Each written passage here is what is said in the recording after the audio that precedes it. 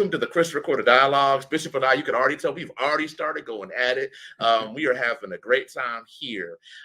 So we invite you to like in the chat and share this important discussion. As you know, we have 6 bishops retiring this year, the 2024 General Conference.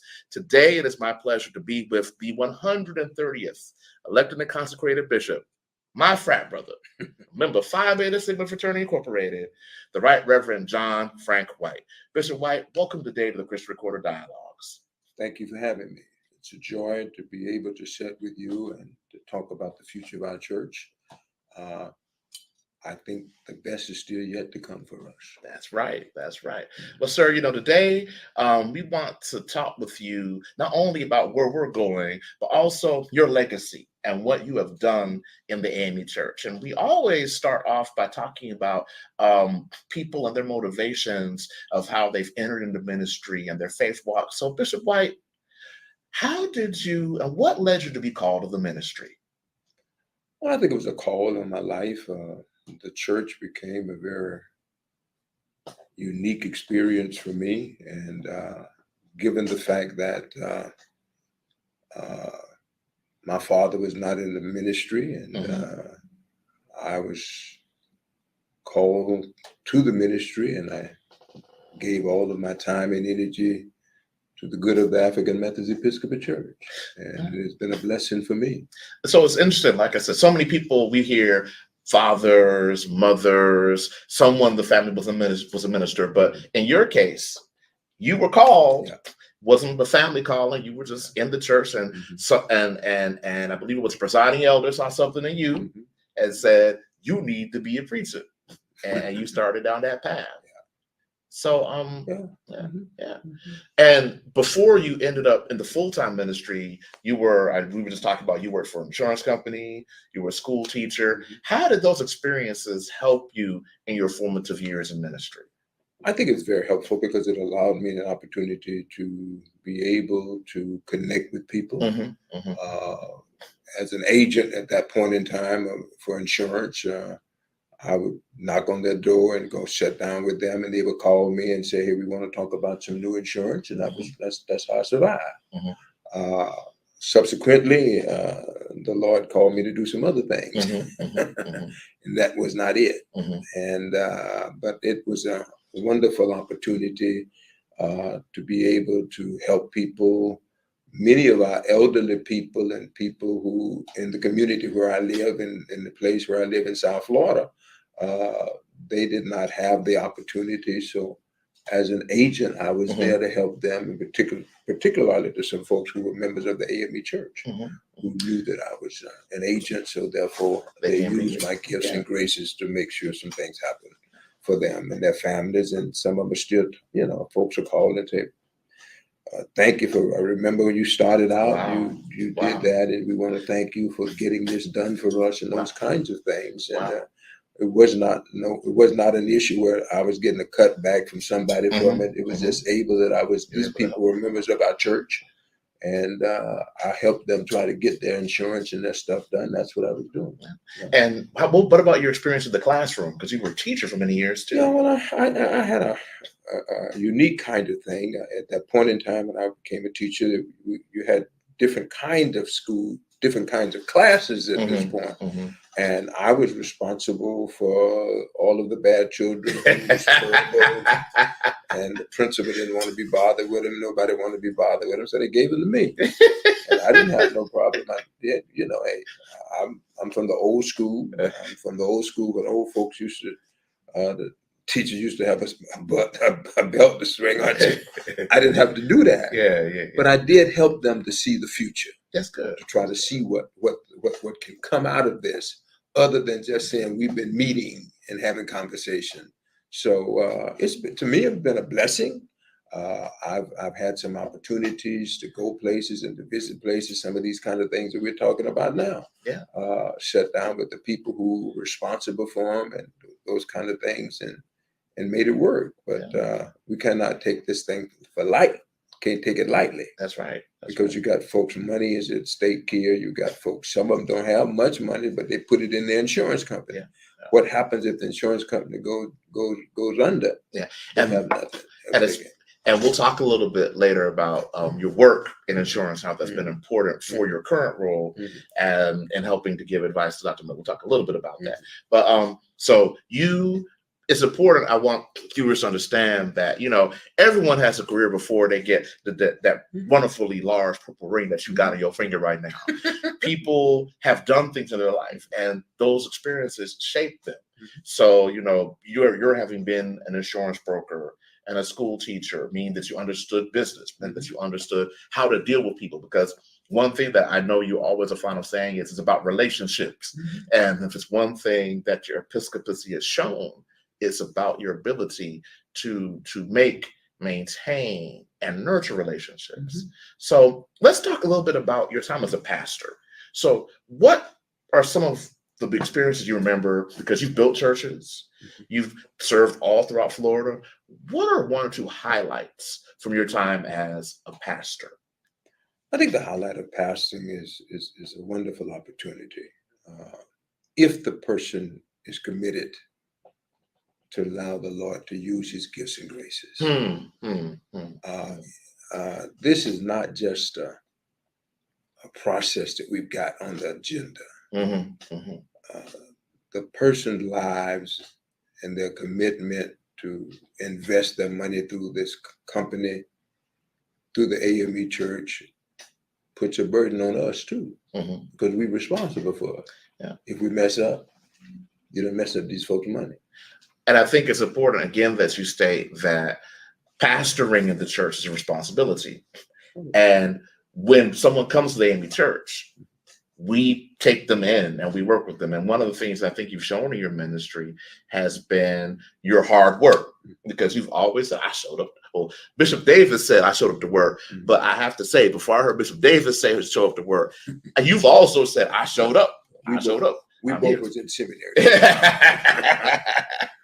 But you've been known for being a hard worker. I mean, you Mount Hermon in Florida, you helped build, and then the other churches you've done. I mean, you really put in a yeoman's work in the lives you've worked with.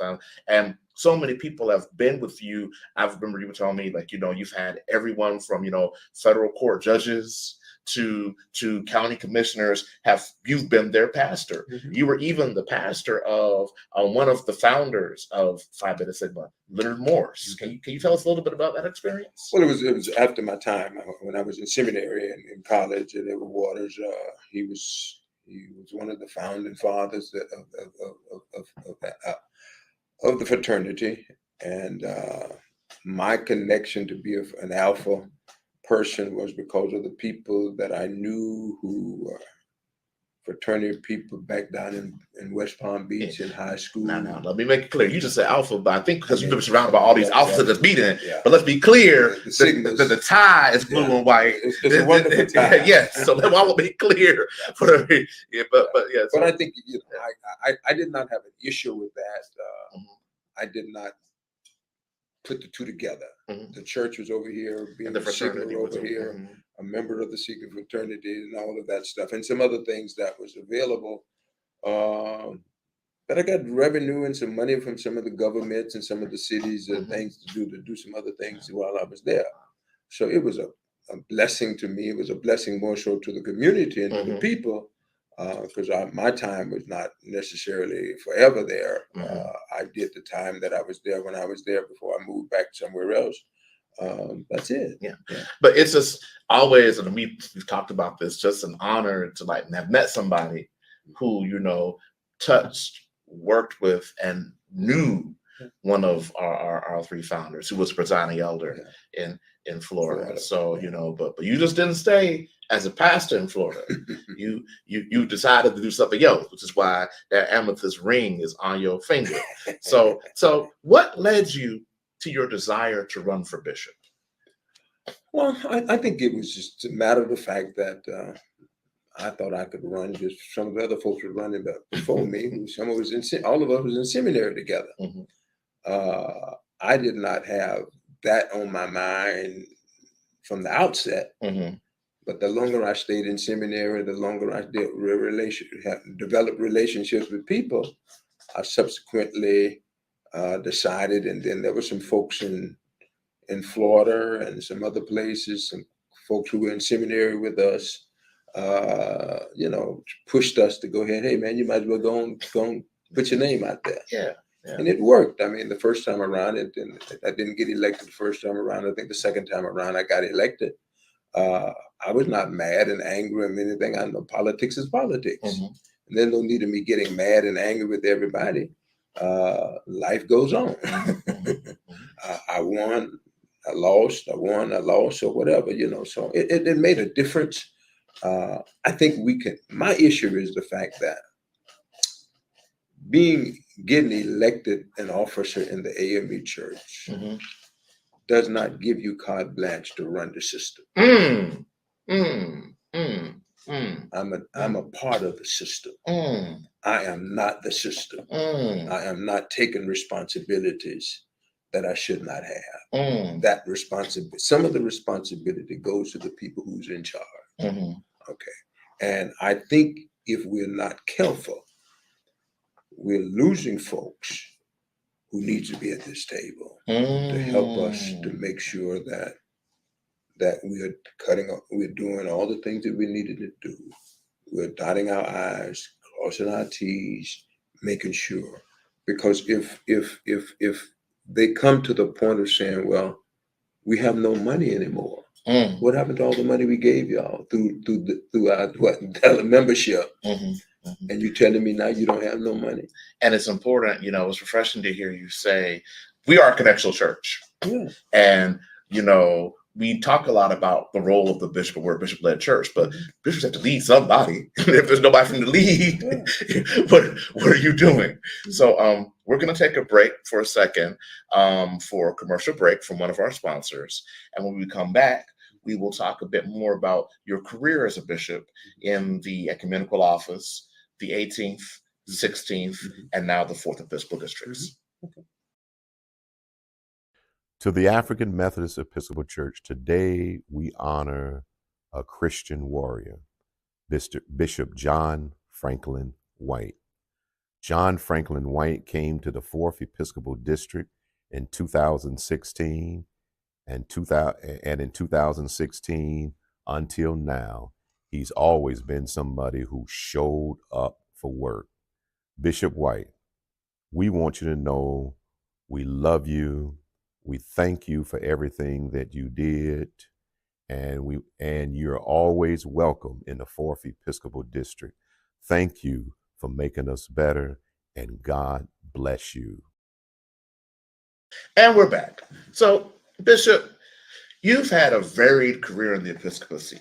I think one of the things that I came to know you as first was when your role as ecumenical officer, when you worked with the World Methodist Council, the World Council of Churches. You were literally our face all over the world. And you also worked with the chaplains. And then you served in the 18th district. I remember it was cold. It was cold when I came to visit you. Beautiful country, but it was cold in those mountains. And we are thankful that Bishop Brookins has just rededicated the F.C. James Center. Yes. And the house that you helped them buy, they still have it. So, because I remember that house was an old house. Too. Yeah, it was good. And the 16th district, that you had to step in after Bishop Davis passed. And they still fondly remember you there for the leadership you gave. And now you're here in the 4th. You have made a lot of big things happen in the 4th district. You leave with the lead pastor in every annual conference. A lead pastor or the lead pastor in every annual conference is a woman. You have appointed several presiding elders. You have been here to help this district get $1 million in Lilly grant money.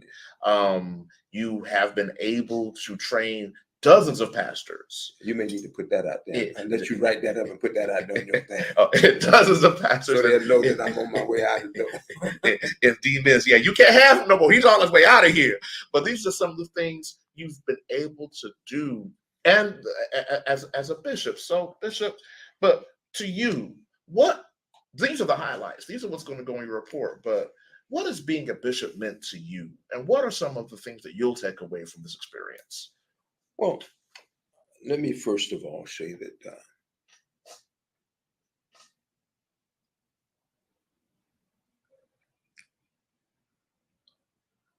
the calling that was a part of my life was totally different, perhaps, than some of my colleagues. Mm-hmm. Okay, my father was not a preacher. Mm-hmm. Mm-hmm. He did not make us go to church. Mm-hmm. Interesting. He didn't go, but we had to go every Sunday morning. Okay. And I go back to say to you, as a youngster, I don't know how I got the process, but I was the one who was cleaning the church. Interesting. Keeping it up every week, get out there and clean it up, and they give me some little money. I was a student in high school, I guess, and I was keeping the church up and those kind of things.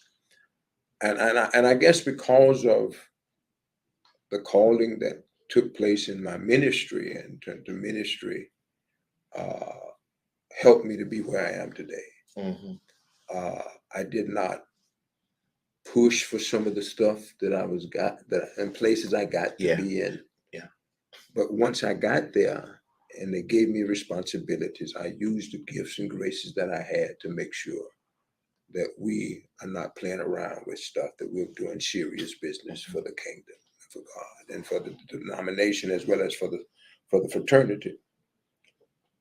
I don't think that we can do this thing and folks think that they can do it by themselves. You can't do this by yourself. You have to have relationship with people.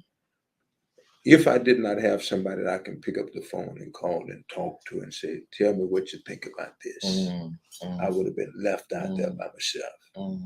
But you need, my issue is that you got to develop relationships with your colleagues, those who can help you. Those who don't care about you, you have to turn them loose and let them go and find the people who can help you to do what you're trying to do and those kinds of things. So I'm not angry, not bitter. I'm glad to retire at the next general conference that we have, and I'm going home and be through with this. I still be around. I show up to the meetings, show my face, and if I got something to say, y'all let me in the room, I say it.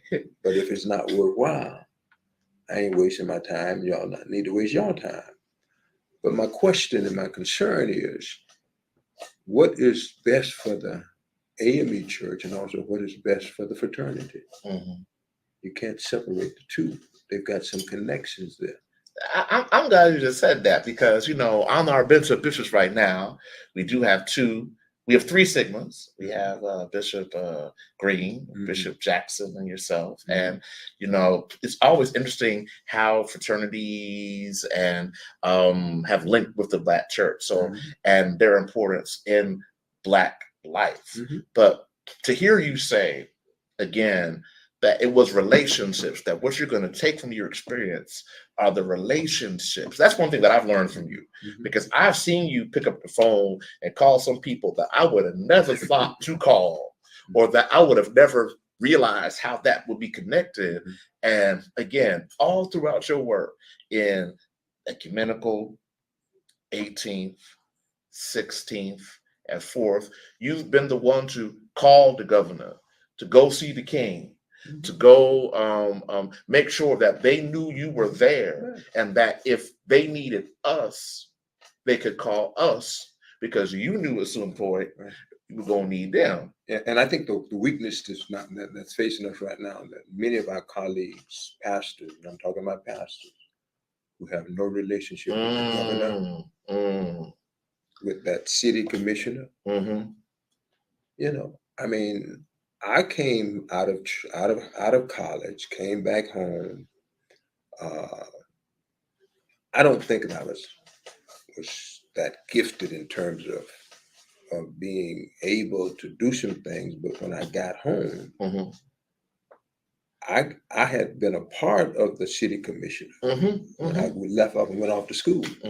school is out now. I'm full-time. I got a full-time job, but I made connection with them, and I didn't ask them. They called me and asked me, "Would you consider being a city commissioner?"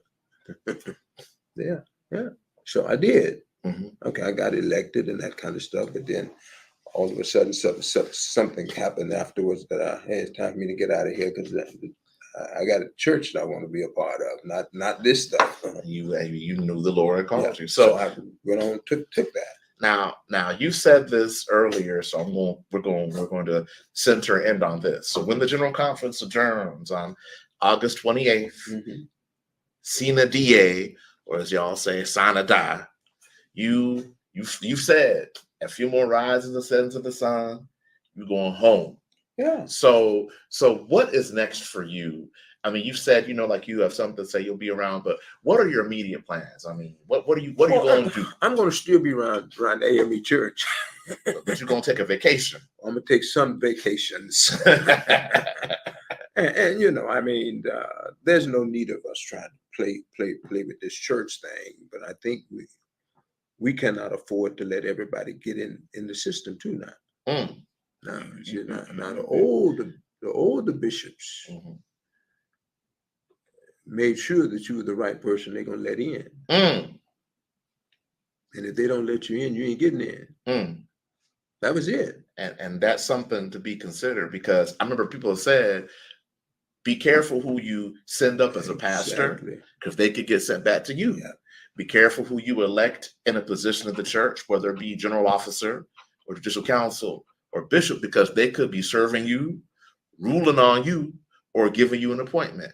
And they could be a detriment to the denomination. Yeah. Well, I think those are prescient words. That's why we always like interviewing our retiring members, because y'all have wisdom that we need to make sure gets. I would agree that the retirers, those of us who are coming out of this general conference, will not.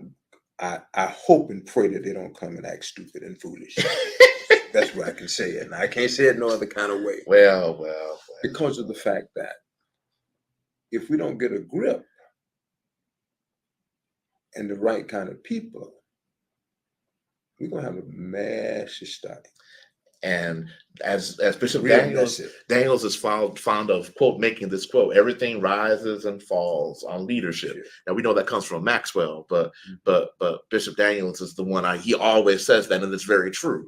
Everything rises and falls on leadership, and our leadership has to be careful. Likewise, those of us who are here have to make sure that we get good leadership. Even this morning presentation was a loose kind of thing. Were you in there? Well, let's just say that I think that we are making sure that the information, such as it is, gets to where it needs to get. But Bishop, this interview today, we're here to celebrate you and your legacy.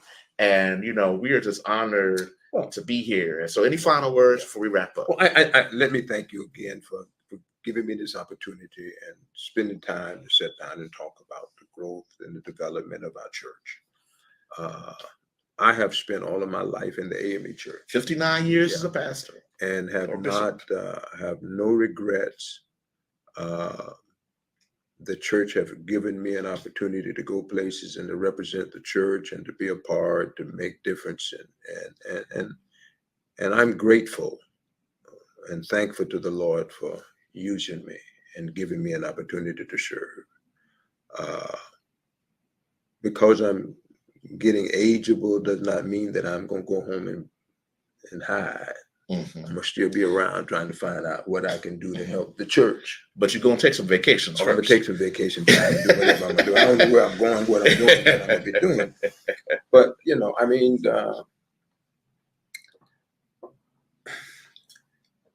I'm prepared to go home now, really. I'll be glad when time is up and I'll be through. The church has been absolutely good to me. Amen. And I've tried to be good to them. Amen. I have not tried to do some negative things, do some things that would be detriment to the life of the church. I mean, the church has been good to me. I've been places that I never would have thought I'd be going, be places and do things, and there's no need of me beating on the church because the church has not beat on me. Amen. Amen. So why should I beat on y'all? For what reason? All of us capable of doing some things. All of us got some gifts and graces, and all of us can sometimes make the wrong mistake. But because we're a church, which means we have the Spirit of God, the Spirit of forgiveness, and we're supposed to, like you said, be in relationship with each other. Well, Bishop, it's been my honor and privilege to have walked with you in every district you've served in. You've been like a father to me. I appreciate your kindness, and it's just an honor to be here to see you on your way home as you finally get to that last sun that's setting. Well, it ain't long. It ain't long. It has been now. How many more weeks before we go? Oh Lord. Well, on that note, we thank you, Bishop, and we look forward again to everyone. Stay tuned for another Christian Recorder Dialogue. God bless you. Thank you, sir.